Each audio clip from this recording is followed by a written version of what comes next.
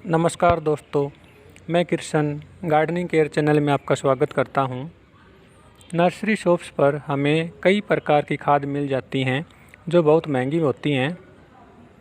Vermi compost, bone meal powder, mustard cake liquid fertiliser, DAP, urea, NPK आदि कई प्रकार की खाद मिलती हैं। कुछ खाद तो इतनी महंगी मिलती हैं जिनको खरीदना मुश्किल होता है। आज की इस वीडियो में मैं आपको एक ऐसी खाद बनाने की विधि बता रहा हूँ जिसको बिना पैसे खर्च किए ही बना सकते हैं। आज मैं आपको लीफ माउल्ड कंपोस्ट बनाने की विधि बताने जा रहा हूँ। गाँव में तो पेड़ पौधों से झड़ने वाले पत्ते आसानी से मिल जाते हैं। मैंने इन पत्तों को इकट्ठा किया हुआ है। लीफ माउल्ड कंपोस्ट पौधों की overall growth and routing system के लिए ज़रूरी होता है। इस खाद में कई आवश्यक पोषक तत्व होते हैं। जितना अधिक समय तक पत्तों को गलाया जाएगा उतनी ही असरदार खाद बनकर तैयार होगी। कम से कम 1 साल तक इस खाद को तैयार करने में लगाया जाए तो ये पौधों के लिए बहुत उपयोगी खाद बन जाएगी। पत्तों की खाद बनाना बहुत ही आसान है। इसको बनाने के लिए कई तरीके अपनाए जाते हैं। किसी बड़े कंटेनर में या बोरी में पत्तों को डालकर रख दिया जाता है तो पत्ते धीरे धीरे अपघटित या गलना शुरू हो जाते हैं। मैं इस खाद को अलग तरीके से तैयार करने वाला हूँ। किचन से निकलने वाला वेस्ट जैसे सब्जियों, फलों के छिलके आदि तो जल्दी ही अपघटित हो जाते हैं, लेकिन पत्तों को गलने में अधिक समय लगता है। पत्तों का अपघटन होने के लिए ऑक्सीजन और नमी आवश्यक होती है, इसलिए पत्तों में पानी छिड़का जाता है। लीफ माउल्ड कंपोस्ट में बहुत अधिक पोषक तत्व तो नहीं होते, लेकिन ये खाद एक बेस्ट ह्यूमिक सॉइल कंडीशनर है जिससे ज़मीन में बीज उगने यानी अंकुरित होने से लेकर जड़ों की अच्छी ग्रोथ करने के लिए एक अच्छा सॉइल मिक्स तैयार करती है। नमी की उपस्थिति में पत्तों में फंगस लगने से इनका डिकम्पोजिशन धीरे धीरे होता है, इसलिए पत्तों की खाद बनाने में अधिक समय लगता है। इसके अपघटन के लिए कम से कम 1 से 2 साल लग जाते हैं।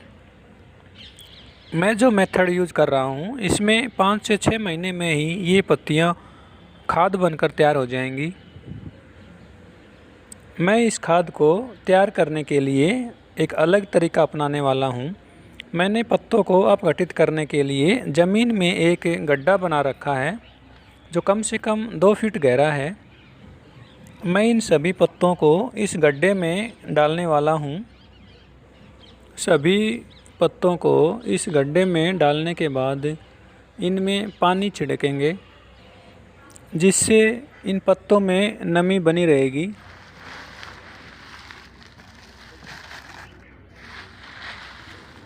यदि आप इन पत्तों को जल्दी गलाना चाहते हैं तो इसमें यूरिया डाल सकते हैं, मगर यूरिया एक केमिकल फर्टिलाइज़र है। मैं यूरिया का इस्तेमाल नहीं करूँगा। मैं इसको pure organic leaf mould compost बनाऊँगा।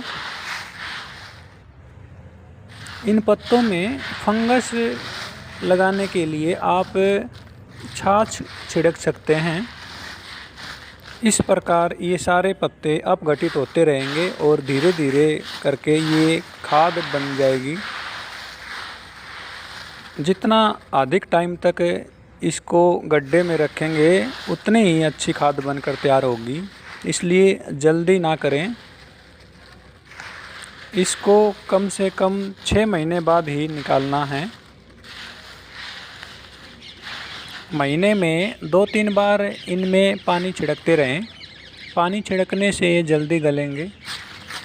जब ये गड्ढा पूरी तरह से पत्तों से भर जाए तो आप इसमें पानी छिड़ककर इसके ऊपर 2 इंच की मिट्टी की लेयर बिछा दें। इस गड्ढे को ढकने के लिए कम मिट्टी यूज करें, अधिक मिट्टी ना डालें। अधिक मिट्टी से इसमें ऑक्सीजन नहीं पहुंच पाएगी, इसलिए बहुत ही पतली लेयर मिट्टी की बिछाएं। इस गड्ढे में पत्तों को डालते हैं तो इनको लूज रखें। इस गड्ढे में पत्तों की लूज पैकिंग करने से एयर पॉकेट्स बने रहेंगे और एयर पॉकेट्स बनने से इसमें ऑक्सीजन रहेगी और नमी रहेगी। ऑक्सीजन और नमी से इन पत्तों का जो है फंगस लगने के बाद अपघटन होगा। वैसे इनके ऊपर एक मिट्टी की लेयर ढकने से ये जल्दी डिकम्पोज होंगे, मगर हमें बार बार इस लेयर को हटाकर इसमें पानी छिड़कना पड़ेगा।